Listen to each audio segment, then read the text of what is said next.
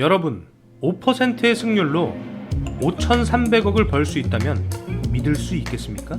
세계 최고의 트레이더들이 트레이딩에서 승률은 큰 의미가 없다고 얘기하면 믿을 수 있겠습니까? 17살에 시카고 선물 시장에서 밀 거래를 시작한 리처드 데니스는 70년대 초반 가족들에게 16,000달러, 하나로 약 2천만 원을 빌려 5,300억을 벌어들였습니다.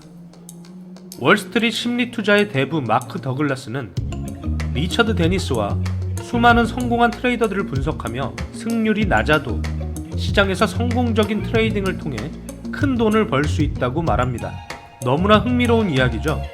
제가 23년 11월 19일에 업로드한 영상에서 투자로 성공하려면 반드시 알아야 할 3가지 개념에 대해서도 마크 더글라스가 설명합니다. 먼저 마크 더글라스가 얘기하는 펀더멘탈에 대한 5가지 사실과 그의 조언에 대해 살펴보겠습니다.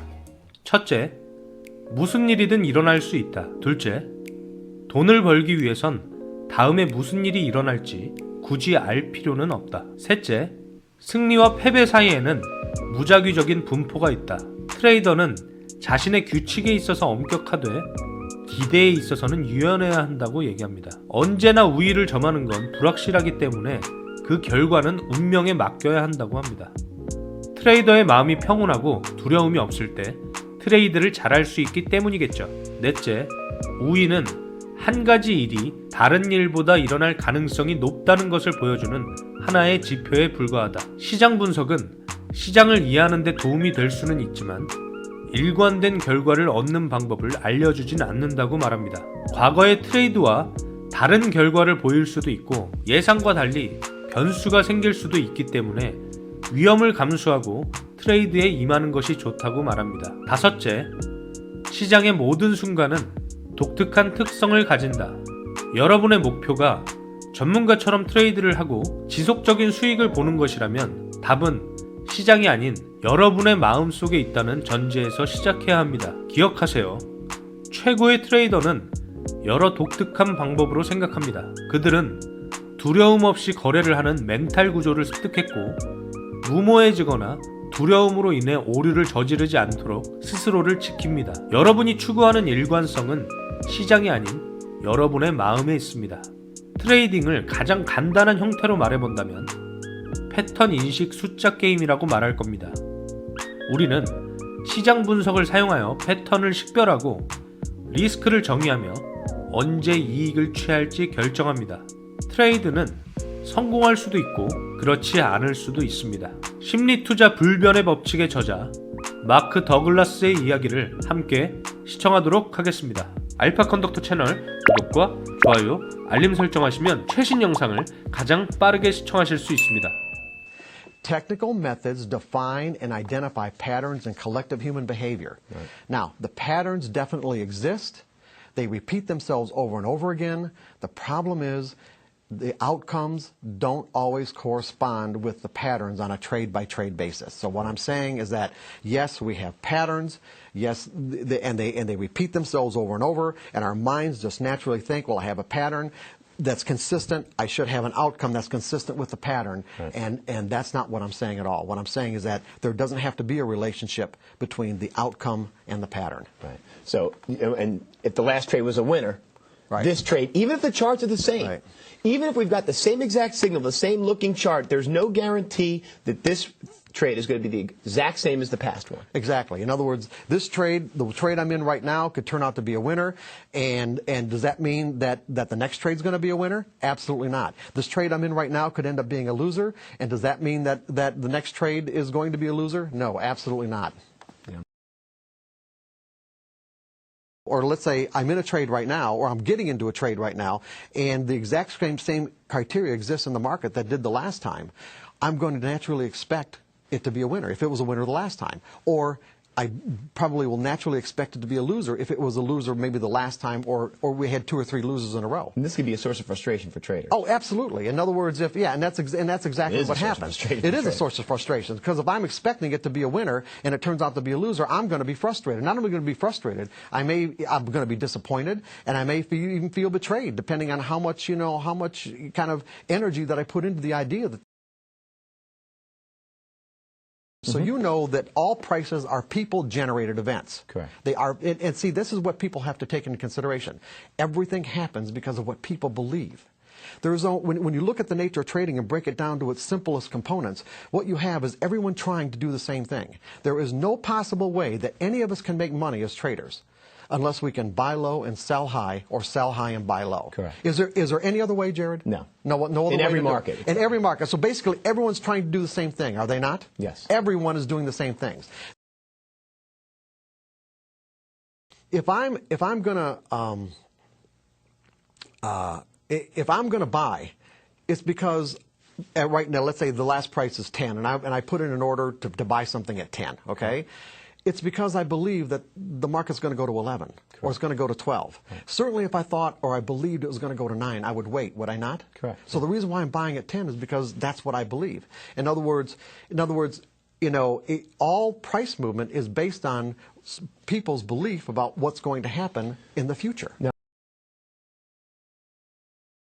Well, no, I'm saying, mean, do I know the sequence? In other words, I'm going to flip the coin 100 times, and statistically it's going to come up heads 70% of the times. I still don't know which times flips are going to come up heads, which flips are going to come up heads. They say which flips. It's not the times. Right. Which ones? In other words, we flip the coin once, it comes up heads. Flip the coin twice, it comes up heads. The next one's tails. The next one's tails. The next one's tails. In other words, we could have streaks of heads or tails. Okay, Yeah. we could have streaks in there. The point that I'm making is that there is no way to know the actual sequence. But at the end of the day, we know we have 70%. So what that does, that obligates us, if we want to be able to trade our methodology in an effective fashion, to be able to utilize this methodology in a way where we can extract the maximum amount of profit that it makes available to us based on the pattern that it identifies. We have to do it in certain ways. In other words, our mind has to be free to be able to execute these trades without making trading errors. And the trading errors come from believing that because the pattern is present, that it's going to give me a winning trade on this one. This trade is going to be a winner. You can't think that way. No, you can't think that way. You can't think that That's way. the way the typical trader thinks. Right. The typical trader thinks, I'm not going to put this trade on unless I think it's going to be a winner. Or why would I do it? Because it doesn't even have to be 50% to actually make consistent money. That's what people can realize too. That depending on what the ratio is between what you have to risk to find out if a trade is going to work and how much profit it generates when it does, you don't even need a 50% win-loss ratio. Right. As a matter of fact, back in the 80s, there are, one of the most famous traders from the 80s, Richard Dennis, on a percentage basis, 95% of his trades were losers. 95%. But the 5% that were winners were monsters. And he was able to put on trades at a 95% loss ratio and make, at the most at one point, I think around 1987 or 1988, he had $400 million. That one of the first things to be a successful trader that you have to learn, other than the fact of finding a good edge, meaning something that puts a pattern, a collective pattern that your edge identifies, that puts the odds in your favor, right. That there's a higher probability of one thing happening over another once this pattern is present in the market, is that you have to learn how to think in probabilities. In other words, you have to get your expectations aligned with the way the market actually exists. Right. And when you do, in other words, when you learn these kind of mental skills and you're able to execute your trades without fear and without hesitation, without analyzing, or even without thinking for that matter, because you don't need to think. I'll give you an example. A professional trader, what a professional trader thinks about when there's an edge present is, does he think about whether the edge is going to work? Absolutely not. Because he knows, he has learned there's no point. Right. There's no point in analyzing or judging or building a case for or against whether that trade is going to work, because he understands the human component. Okay, right. But what he does think about is he thinks about the risk. How much do I have to risk? How far am I going to let the market go against this position to tell me that other traders are either going to come into the market and make me a winner or not? And he also has a plan for how he's going to take profits. Right. 사람들은 시장과 패턴을 예측하려고 하는 본능이 있지만 시장은 아무도 예측할 수 없고 영원한 승자와 영원한 패자는 없다고 말합니다.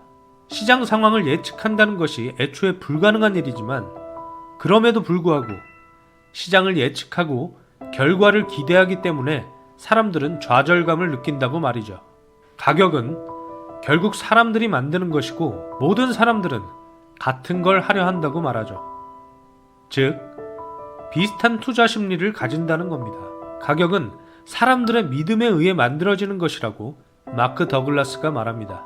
성공적인 트레이더는 시장을 예측하는 것이 애초에 불가능하다는 것을 인정하고 그것에 대해 깊이 생각하지 않는다고 합니다. 시장의 상태를 인식하고 유리한 자리에서 트레이딩 할 뿐이라고 말이죠. 그리고 성공적인 트레이더들은 어떻게 해서든지 손실을 최소화하고 이익을 극대화하는 트레이딩 방법을 연구한다고 합니다. 제 생각을 짧게 말씀드리면 내 전략과 원칙이 모든 상황과 구간에서 내가 원하는 시기에 내 마음처럼 움직이지 않는다는 것을 여러분도 잘 알고 계실 거라고 생각합니다. 우리 생애 주기에서도 끝이 보이지 않을 정도로 노력만 하는 시기가 있고 노력한 것들이 곱절로 되돌아오는 시기가 있죠. 뭘 해도 잘 안 풀리는 시기가 있고 또 어떤 시기에는 조금만 노력해도 모든 일들이 아주 쉽게 좋은 방향으로 흘러갈 때가 있습니다.